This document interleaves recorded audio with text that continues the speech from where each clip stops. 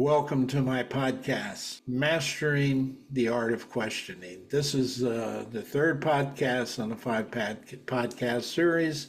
They can be found on my channel, on YouTube channel, Building Renaissance Leaders, under the playlist, Mastering the Art of Communication.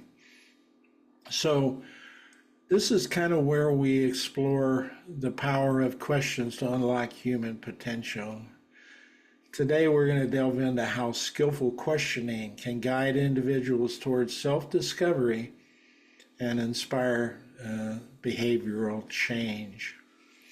As a leader and a questioner, my goal isn't to provide answers or dictate solutions. It's to create a safe and supportive space where individuals can explore their own thoughts and feelings and behaviors and ultimately make conscious choices.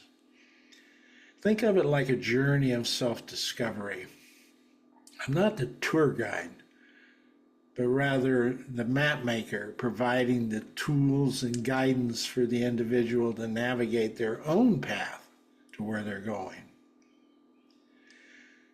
Now, to begin this journey, I often use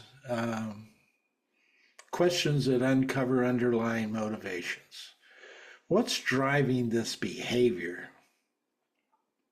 This helps individuals understand the root causes of their actions, whether it's fear, habit, or desire for approval. What are your hopes and fears associated with this behavior? This allows individuals to connect with their emotional landscape and understand potential consequences of their actions. So you can see, and I'll give you a few more here, but you can see how questions can open people up to discussing this. And then there are going to be follow-up and what we call pin down and follow-up questions to probe to help them probe even deeper, until at some point they're going to go, oh yeah, I see this now.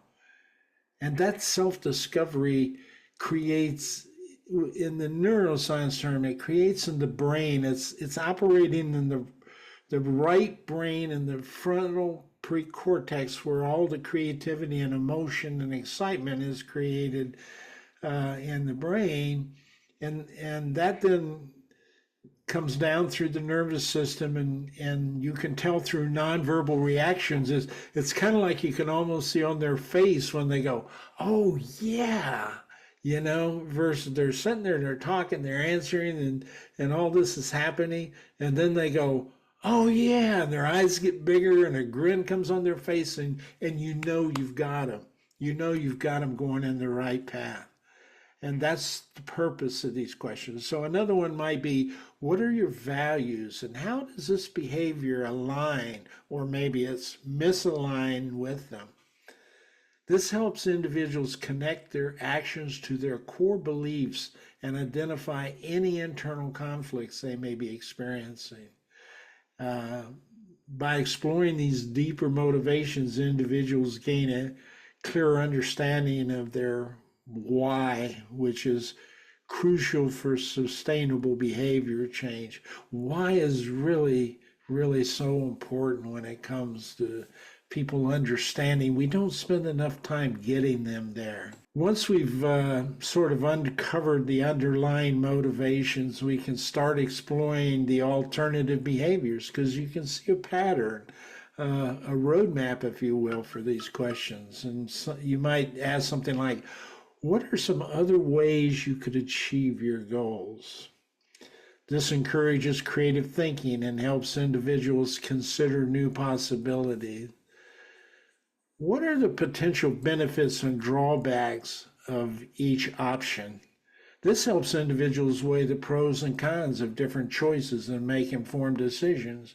Now, I've had people ask that question, like, if you had to judge this thing that we're talking about on a scale of 1 to 5, 5 being it's outstanding, it's fantastic, this is absolutely what I want to do, to put this in the trash, it's awful, how would you rate it? Where would you rate it? Doctors sometimes use this with pain. On a pain scale of 1 to 10, how much pain are you feeling right now? Then they'll do something else and they'll say, how much pain are you feeling now? And you can judge and evaluate where you are. So you might ask things like, what small steps can you take today to move towards your desired outcome?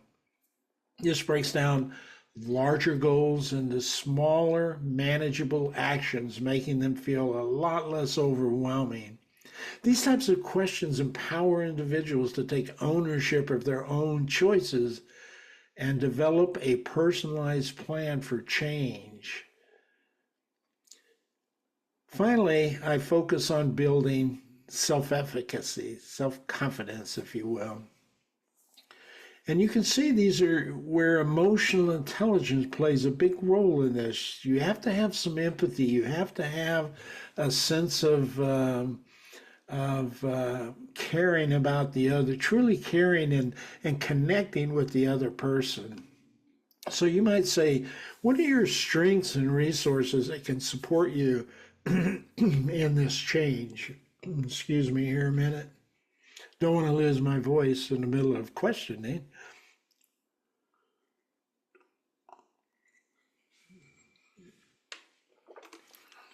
So let me ask that question again. What are your strengths and resources that can support you in this change? This helps individuals tap into their inner resilience and identify their support system, what makes them tick. What challenges might you anticipate and how might you overcome them? This helps individuals develop problem-solving skills and prepare for potential setbacks. Now, you can have your own version of all of these questions. You just have to think about them and decide what you want to ask and have that pretty well lined up, and then know and be able to read the other person to the point where you can see at what point to interject your particular question. But there is a pattern of discovery, and then what are the things, how did you relate to those discoveries, and then a pattern. Now, what are your strengths and weaknesses about correcting those discoveries? So you might ask, how will you measure your progress and how will you celebrate your successes? This helps individuals stay motivated and reinforce positive behaviors by fostering self-efficacy. And I empower individuals to believe in their ability to change and persevere through challenges. And questions are an absolutely powerful tool to make that happen. The goal is not to fix the individual, but to guide them on a journey of self-discovery and empower them to make their conscious choices that align with their value and aspirations. By asking the right questions, we can unlock their inner wisdom and inspire lasting positive change in these people. Now, the key here is you have to learn how to communicate, what that communication process is. And part of that communication process, a very important part of that, is nonverbal behavior. It's what we basically put 95% of our meaning on anything that's said to us is really assigned, the meaning is assigned based on nonverbal communication. So if you keep that in mind, what you're wanting to do is first see where that is in the whole communication process, but you want to learn how to do that effectively.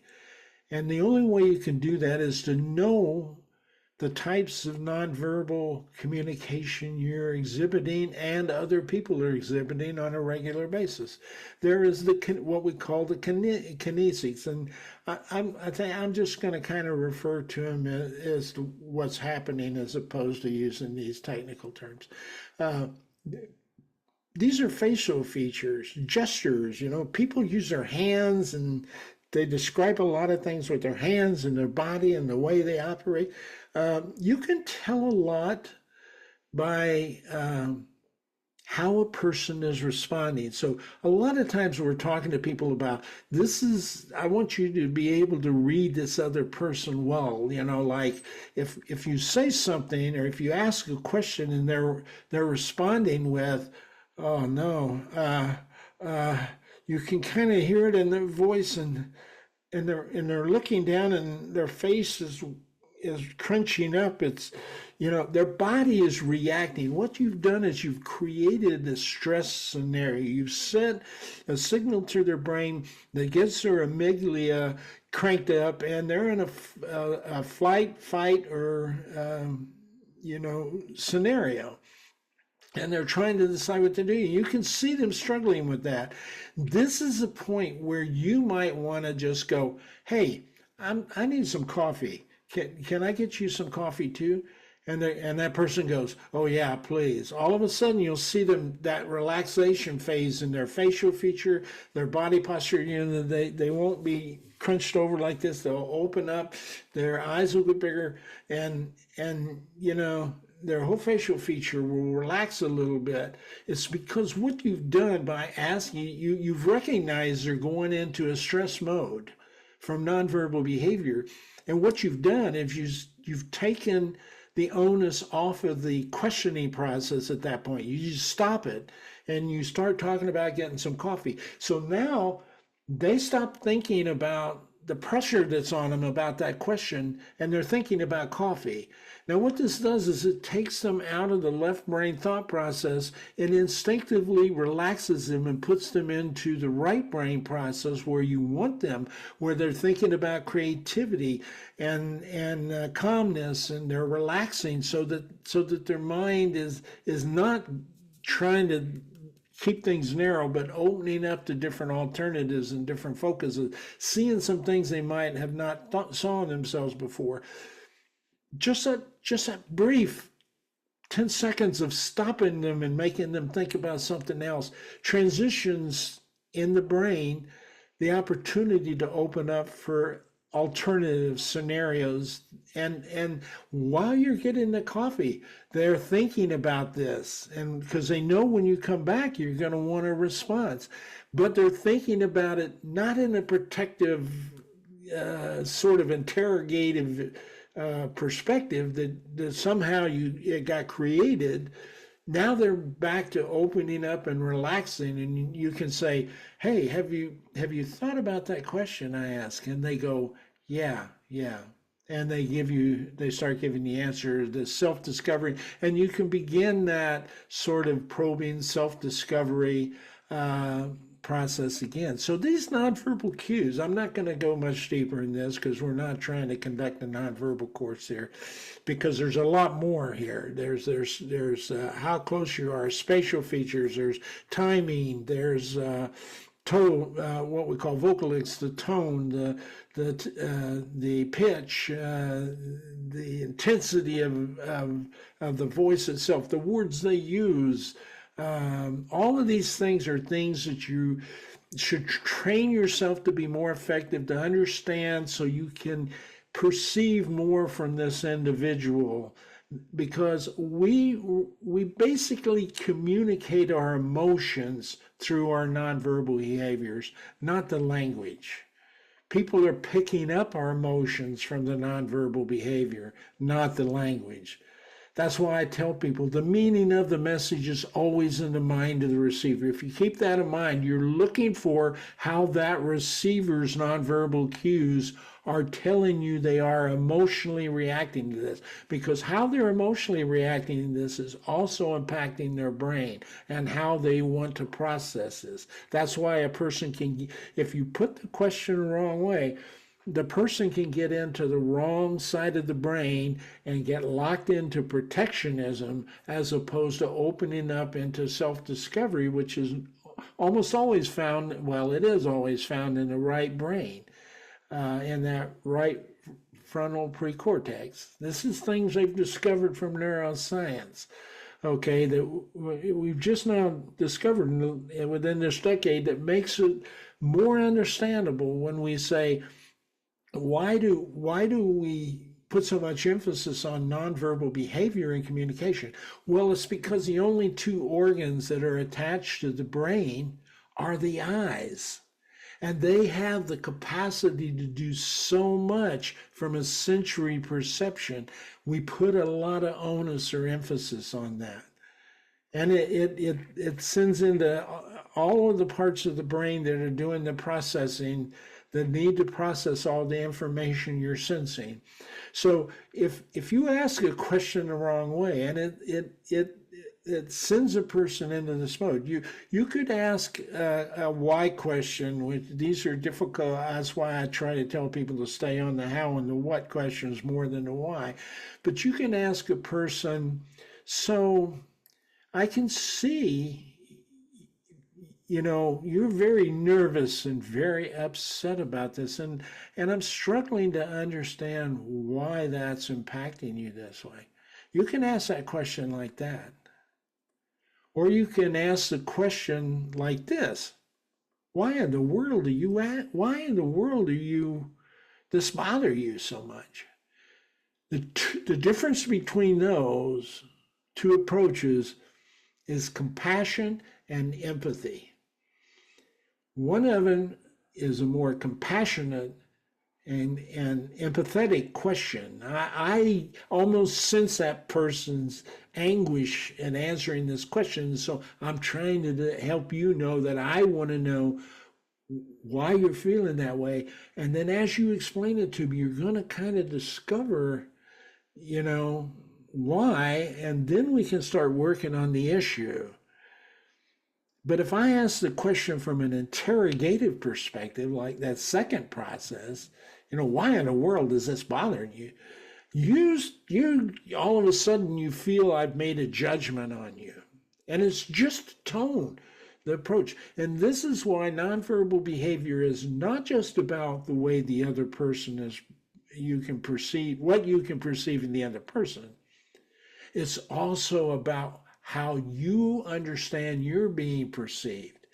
Can you sense and feel your nonverbal cues that you're sending to that person so that you're asking the question in the right way, using the right nonverbal communication signals that emphasize, to be congruent in your words and your actions, to be congruent so a person really senses that you are empathetic, that you are sensing what they're sensing.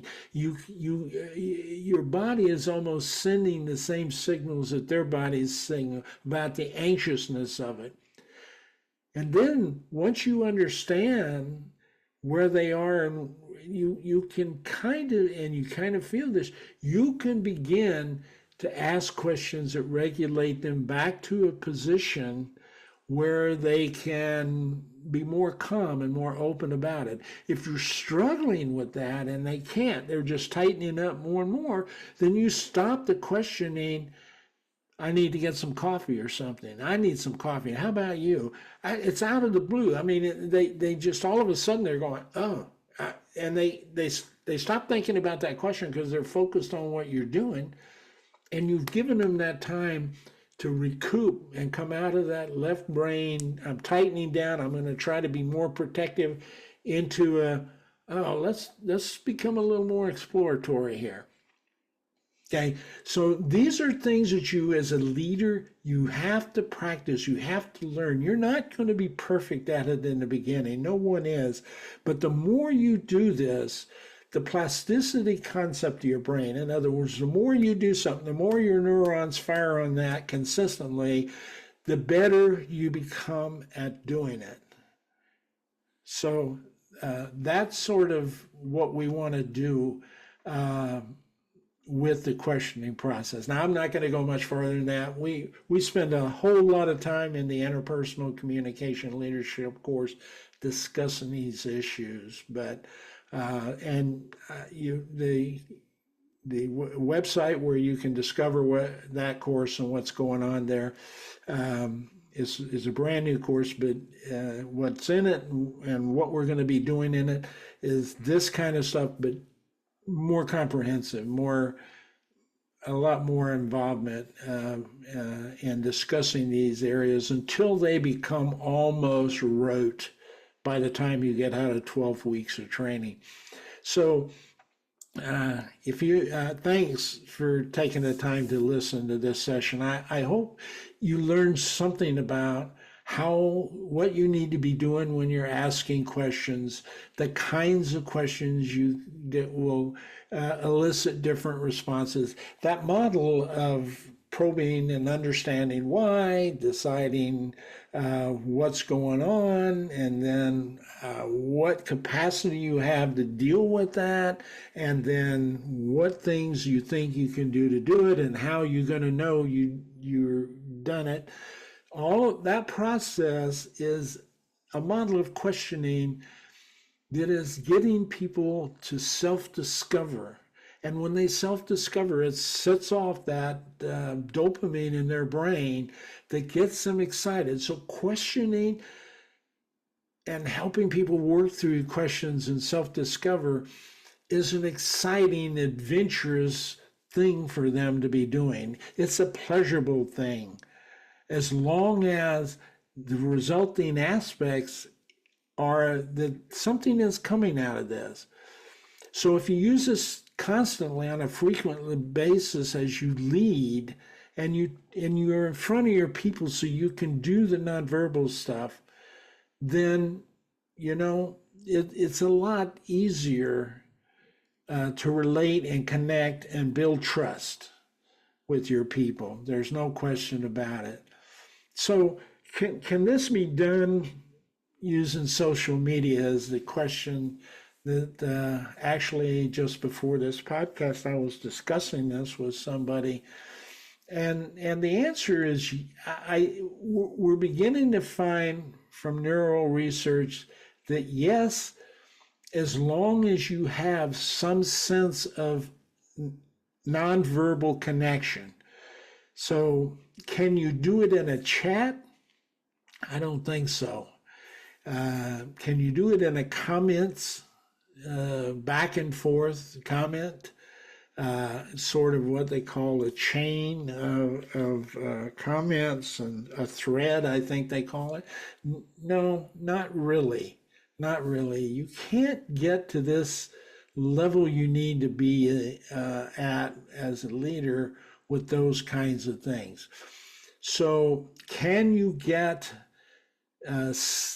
closer to it using video conferencing? Yes, there is some signals that we're getting in recent research, particularly social media research, saying that yes, that's the case. But see, you got to remember, this podcast isn't really a social media approach, okay? Particularly if I involve you. For example, in the ICLC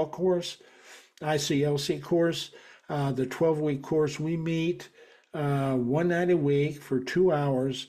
There's only 7 of us in that meeting, only 6 participants and myself. It is an interactive seminar-based deal where all mics and all cameras are on all the time for those 2 hours. And we are interacting with each other as if we were sitting in the same room talking to each other. Now, there's all kinds of things that we can do that we wouldn't be able to do in a meeting room if we were together. For example, if I asked a question that was somewhat sensitive and I wanted as honest answer out of everybody as I could get, I can literally put a poll on Zoom here. I can create a poll, ask that question in a poll, and then make sure that no one is able to see the answers from each of the individual 6 people in that room. And I can show you an aggregate, in other words, an average of all of the responses without saying who answered what. And that's a very powerful tool that you really didn't have in a face-to-face meeting. So there are some benefits that can be derived out of, say, a video conferencing session. Now, can I get the same sense of you being close to me? There's something about spatial distance from each other, the physical spatial business. Now, where some real progress is being made in this area is AR and VR. Because yes, with that 3D development, they got a lot of work, much more work to do. It's not where it needs to be. Much more work to do, much more research to do. But you can get that sense that I am closer to you if we all use VR during the meeting conference. Because we're like in the room together. It appears we're all there. The problem is it's less effective if you're assigning an emoji, or not an emoji, what do they call it? Anyway, the sort of a cartoon character face or something like that. It needs to be as real as possible, which would be three-dimensional realism, where in a space and spatial environment where I could literally move closer to you if I needed to. And you would feel that sense. Your body, your brain would be perceiving it that way, and your body and your reaction in your body would be perceived that way. So these are things that are coming in the future that can help questioning via the social media realm, which would allow coaching and counseling at a much lower cost than if I had to fly out there and spend a week with you in a hotel room, meals, flights, all that kind of stuff, plus my fee structure, which is what I used to do as a consultant. As a consultant, people were paying tens of thousands of dollars a week to get this kind of development. We now have the potential, not quite there yet, but the potential of it being almost as realistic. And certainly we have enough potential to do some things like this that I'm doing now, where I'm sharing experiences with you. What would be better if I had 6 people in here talking about this with me now at the same time, then other people who will be watching that would gain some information. Those 6 people are definitely going to learn something in my ICLC course, because we have that as close as you can get on the internet, that feeling. Anybody who wanted to watch that live presentation, in other words, people, any of those 6 people who might have like one of the things I want to do is put this into high school students. So I kind of would like to have parents engaged at the same time. I think it would make a big difference for parents about parent-child communication, but certainly parents are more comfortable about what's going on, what's being said, and how controlled it is if they are part of it. So they could jump in on the session as observers of the session, just not participative in the session. So that's a potential in terms of what we can do with the ICLC course. Think if your child, go to the website, vicvogel.com, and look at that course and ask yourself, if my child got out of high school with this information, how much more effective could they be out there? How much more able would they be to communicate effectively with bosses, with friends, with potential spouses? All of this is a very powerful outcome if we can get it ingrained. It's stuff you're not getting. No one has probably gotten this to this level in a high school level before. But yet it's something, it's as important as STEM. Because you can know math, science, and this, but unless you can use it to get your point across to somebody, it's really useless to anybody. So I've counseled a lot of PhDs with scientific degrees about how to communicate so they could get the information that they were discovering over. It's one of the problems we have right now with social media and the internet between those people who run and develop and manage those businesses and our Congress, who are of a generation that didn't grow up with this, and it's not ringing clear to them. They have a hard time following it, and then they have a hard time admitting they're following it, which makes it even worse. So that we have a whole communication problem there that unfortunately the billionaires that are running the company are pushing it too hard, too fast one way, and the people who want to regulate it are trying to block it just as hard and just as fast. And consequently, we're hurting both sides. We're hurting the potential to make some very significant progress. And the thing that's blocking that is not the technology or lack of technology, it's the communication process of helping people discover what they could learn if they could just talk to each other. And the questioning process would be a good way to do this. I want to thank you for listening to the podcast. If you've enjoyed this episode, please subscribe and please leave a review in the comments section, but also on my YouTube community. Get in there and leave a review. If you have some things that you feel people can benefit about questioning that are different than me, please go ahead and feel free to put that in there. I'm not trying to be the sole expert on this. I want as much information as we can get into these podcasts.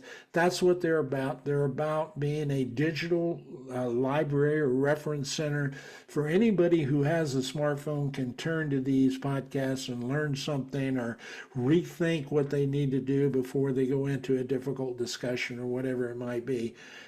So please leave your reviews there, and don't forget to share it with anyone who you think might benefit from the powerful ability, the skillful ability of asking questions.